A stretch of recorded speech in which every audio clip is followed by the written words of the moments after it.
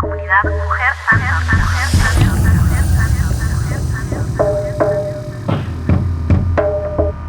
Nos reunimos alrededor del fuego para encender la llama de nuestros vientres y nuestros corazones, y así iluminar la salida de la cueva, el camino para mí, para vos y para todas nosotras. Soy Flor Trías, dula guardiana del origen, mamá y artista del movimiento. Mujeres que corren con los lobos, capítulo 11. El calor, la recuperación de la sexualidad sagrada. Las diosas obscenas. Hay un ser que habita en el subsuelo salvaje de la naturaleza femenina. Esta criatura es nuestra naturaleza sensorial y, como cualquier criatura integral, tiene sus propios ciclos naturales y nutritivos. Este ser es inquisitivo, amante de la relación. A veces rebosa de energía y otras permanece en estado de reposo. Reacciona a los estímulos sensoriales, la música, el movimiento, la comida, la bebida, la paz, el silencio, la belleza y también la oscuridad. Este aspecto de la mujer es el que posee calor. No un calor del tipo vamos a acostarnos, nena, sino un fuego subterráneo cuyas llamas suben y bajan cíclicamente. A partir de la energía que allí se libera, la mujer actúa según le parece.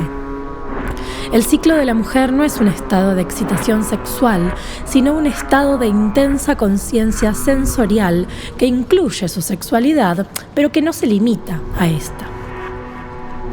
Mucho se podría escribir acerca del uso y abuso de la naturaleza sensorial de las mujeres y acerca de la manera en que ellas y los demás reprimen sus ritmos naturales o intentan apagarlos por completo. Pero vamos a centrarnos en su lugar, en un aspecto que es ardiente y decididamente salvaje y despide un calor que mantiene caldeadas las bajas sensaciones. En la época moderna apenas se ha prestado atención a esta expresión sensorial de las mujeres y en muchos lugares y momentos incluso se la ha desterrado por completo. Hay un aspecto de la sexualidad de las mujeres que en la antigüedad se llamaba lo obsceno sagrado. No con el significado con que hoy utilizamos la palabra obsceno, sino con el de sexualmente sabio e ingenioso. Y se tributaban a las diosas unos cultos dedicados en parte a la irreverente sexualidad femenina. Los ritos no eran despreciativos, sino que más bien pretendían representar algunas partes del inconsciente que incluso hoy en día siguen siendo misteriosas e inexploradas. La idea misma de la sexualidad como algo sagrado y más concretamente de la obscenidad como un aspecto de la sexualidad sagrada es esencial para la naturaleza salvaje. Había en las antiguas culturas femeninas unas diosas de la obscenidad, así llamadas por su ingenua y sin embargo astuta lascivia. Pero el lenguaje, por lo menos en castellano, dificulta enormemente la comprensión de las diosas de la obscenidad, como no sea en términos vulgares. He aquí el significado del adjetivo obsceno y otros vocablos afines. A través de estos significados creo que se comprenderá por qué razón este aspecto del antiguo culto de la diosa fue desterrado bajo tierra. Me gustaría que mis lectores consideraran estas 3 definiciones de diccionario y sacaran sus propias consecuencias. Sucio. El significado del término se ha extendido hasta abarcar cualquier tipo de suciedad y especialmente el lenguaje obsceno. Palabrota. Palabra obscena, expresión utilizada también actualmente para designar algo que se ha convertido en social o políticamente impopular o sospechoso, a menudo a causa de críticas y descalificaciones injustificadas o por no seguir las tendencias del momento. Obsceno, del hebreo antiguo ov, con el significado de maga o bruja.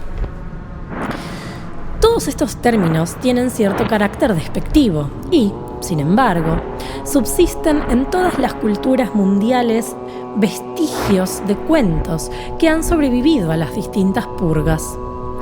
En ellos se nos dice que lo obsceno no es vulgar en absoluto, sino que más bien se parece a una especie de criatura de naturaleza fantástica que uno quisiera tener por amiga y cuya visita desearía con toda el alma recibir.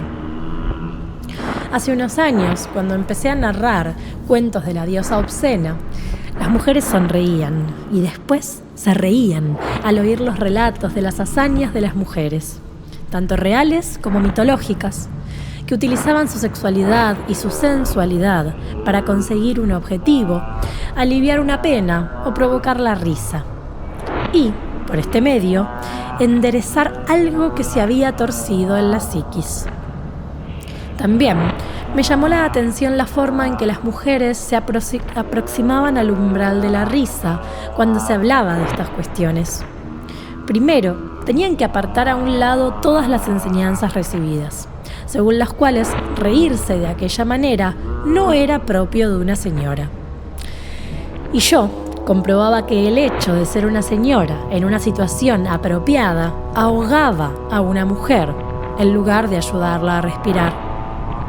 Para saber reír hay que poder exhalar el aire e inspirar en rápida sucesión. Sabemos por la kinesiología y otras terapias corporales, como el Hakomi, que el hecho de inspirar nos hace experimentar sensaciones y que cuando no queremos sentir nada, contenemos la respiración. Cuando se ríe la mujer, respira libremente y al hacerlo, es posible que empiece a experimentar unas sensaciones no autorizadas. ¿Y qué clase de sensaciones son esas? Pues bien, en realidad, no son sensaciones, sino un alivio y un remedio para las sensaciones. Un alivio y un remedio que a menudo dan lugar a la liberación de lágrimas reprimidas y a la recuperación de recuerdos olvidados o a la rotura de las cadenas de la personalidad sensual. Comprendí que la importancia de estas antiguas diosas de la obscenidad quedaba demostrada por su capacidad de soltar lo que estaba demasiado tenso, borrar la tristeza, provocar en el cuerpo una especie de humor que no pertenece al intelecto, sino al cuerpo, y mantener expeditos estos canales. Es el cuerpo el que se ríe con los cuentos del coyote y los del tío Trupunga. Las frases de Mae West. Las travesuras y el humor de las diosas obscenas pueden hacer que una vital modalidad de medicina se extienda por todos los sistemas neurológicos y endocrinos del cuerpo. Los cuentos siguientes simbolizan lo obsceno en el sentido que aquí hemos atribuido al término, es decir, una especie de encantamiento sexual sensual que produce una agradable sensación emocional. Dos antiguos y uno es moderno. Giran en torno a las diosas obscenas que llevan mucho tiempo vagando sin rumbo bajo tierra. En sentido positivo, pertenecen a la tierra fértil, el barro, el cieno de la psiquis, la sustancia creativa de la que precede todo el arte. De hecho, las diosas sucias representan el aspecto sexual y sagrado de la mujer salvaje. Baubo, la diosa del vientre. Hay un dicho muy expresivo: ella habla por la entrepierna. Hay cuentos de la entrepierna en todo el mundo. Uno de ellos es el cuento de Baubo, una diosa de la antigua Grecia, la llamada diosa de la obscenidad. Se le atribuyen también otros nombres como por ejemplo Yambé, y parece ser que los griegos la tomaron prestada de otras culturas más antiguas. Desde tiempos inmemoriales existen arquetípicas diosas salvajes de la sexualidad sagrada y de la naturaleza de la vida, muerte, vida. Solo existe una famosa referencia a Baubo en los escritos de la antigüedad, lo cual parece indicar que su culto fue destruido y quedó enterrado bajo la estampida provocada por las distintas conquistas. Tengo la corazonada de que en algún lugar, quizá bajo las boscosas colinas y los lagos de Europa y de Oriente Próximo, hay templos dedicados a ella, incluso con objetos e iconos óseos. Por consiguiente, no es de extrañar que muy pocas personas hayan oído hablar de Baubo, pero no olvidemos que un retazo de arquetipo puede contener la imagen del todo. Y el retazo lo tenemos, pues conservamos un cuento protagonizado por Baubo. Es una de las más seductoras y pícaras divinidades del Olimpo.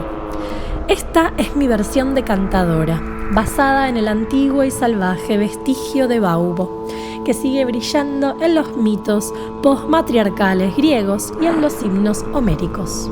Demeter, la madre tierra, tenía una hermosa hija llamada Perséfone que un día estaba jugando en un prado. De pronto, Perséfone tropezó con una preciosa flor y alargó las puntas de los dedos para acariciar su bella corola. Súbitamente, el suelo empezó a estremecerse y un gigantesco zigzag rasgó la tierra. De las profundidades de la tierra surgió Hades, el dios de ultratumba. Era alto y poderoso y permanecía de pie en un carro negro tirado por 4 caballos de color espectral. Hades agarró a Perséfone y la atrajo a su carro en medio de un revuelo de velos y sandalias. Después los caballos se precipitaron de nuevo al interior de la tierra.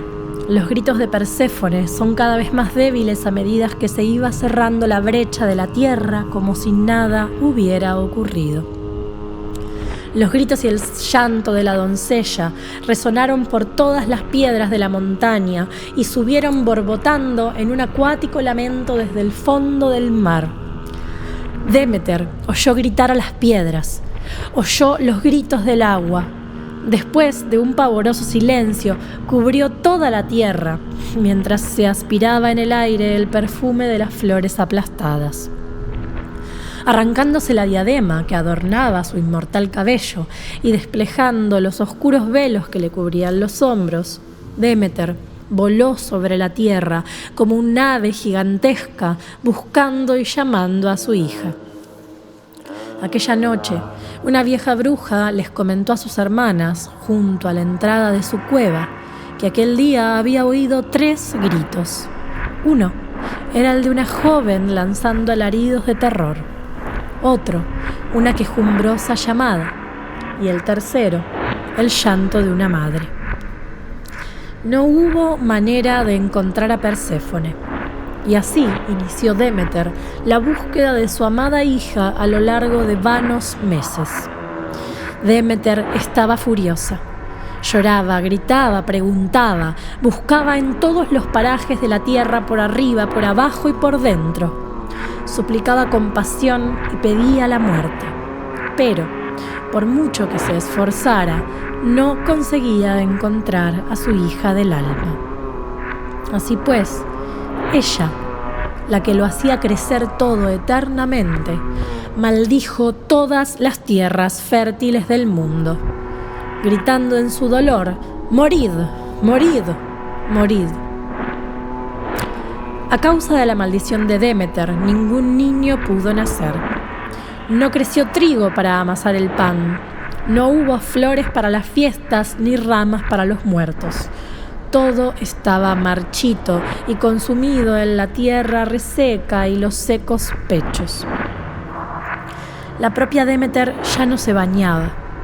Sus túnicas estaban empapadas de barro y el cabello le colgaba en enmarañados mechones.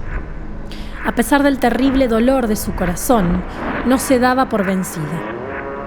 Después de muchas preguntas, súplicas e incidentes que no habían dado el menor resultado, la diosa se desplomó junto a un pozo de una aldea donde nadie la conocía. Mientras permanecía apoyada contra la fría piedra del pozo, apareció una mujer, más bien una especie de mujer, que se acercó a ella bailando, agitando las caderas como si estuviera en pleno acto sexual, mientras sus pechos brincaban al compás de la danza.